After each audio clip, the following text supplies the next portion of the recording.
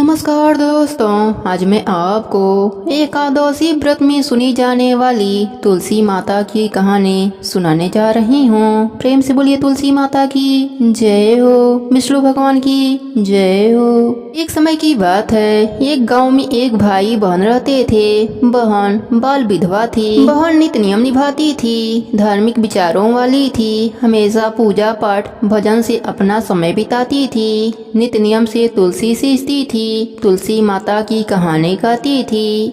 इस बात से भाई की पत्नी को बहुत गुस्सा आता था। एक दिन उसने तुलसी माता का पौधा उखाड़कर घर के बाहर फेंक दिया और ताने मारने लगी। बहन से भाभी के ताने सहन नहीं हुए। वह अपना तुलसी का गमला उठाकर गांव के बाहर चली गई। भाई जब घर आया तो बहन को घर पर नहीं देखकर अपने पत्नी से पूछा, बहन कहाँ गई है? तो भाभी ने कहा, तुम तो घर में रहते नहीं हो, बाहर चले जाते हो, और तुम्हारी बहन तो कुलच्छनी है, पता नहीं कहाँ कहाँ फिरती रहती है। भाई को बड़ा क्रोध आया। सुबह से शाम हो गई और बहन का पता नहीं चला। इधर बहन चलते चलते जंगल में चली गई। उसे कुछ भी नजर नहीं आ रहा था। वह एक पेड़ की छाया में बैठ गई। वहाँ बैठी बैठी रोने लगी। हे तुलसी माता, मैंने तो कभी भी कोई भी अधर्म का काम नहीं किया। आप ही साक्षी हो, आप मेरी रक्षा करना।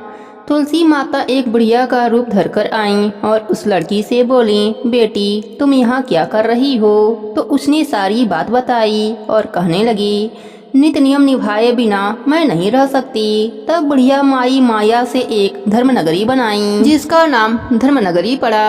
अब जगह जगह उस नगरी की चर्चा होने लगी कि वहाँ एक बहुत ही धर्म की स्त्री रहती है। और इधर बहन के जाते ही भाई और भाभी पर दुखों का बहार टूट पड़ा। वह घर घर भिक्षा मांगने लगे।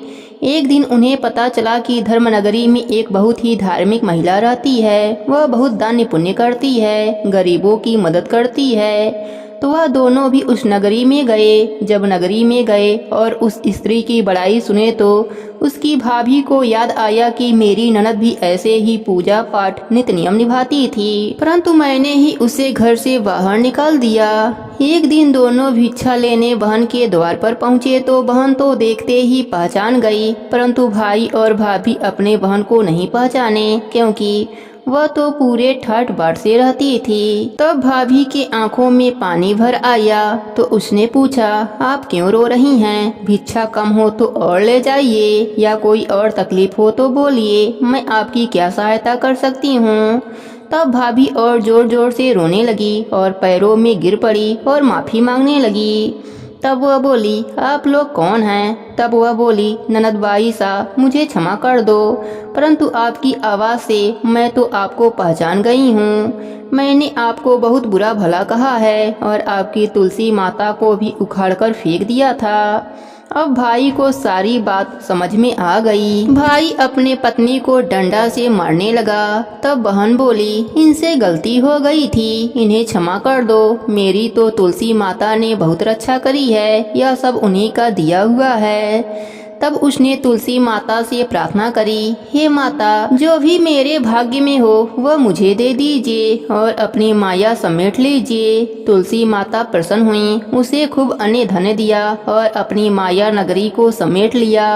अब भाई अपने बहन को लेकर अपने घर आ गया। अब उसका घर अन्न धन से भर चुका था। सब खुशी खुशी से साथ में रहने लगे। अब ननद और भाभी मिलकर तुलसी माता को सींचते, वहीं बैठकर तुलसी माता की कथा कहानी कहते और सुनते थे। तुलसी माता की कृपा से उनको यह लोक में सुखों की प्राप्ति हुई और मरने के बाद वैकुंठ लोक का सुख मिला। हे तुलसी माता, अपने सभी भक्तों पर अपनी कृपा बनाए रखना। कहानी अधूरी हो तो पूरी करना, पूरी हो तो मान रखना। सबके व्रत को और नित्य नियम को पूर्ण करना। प्रेम से बोलिए तुलसी माता की जय हो, विष्णु भगवान की जय हो।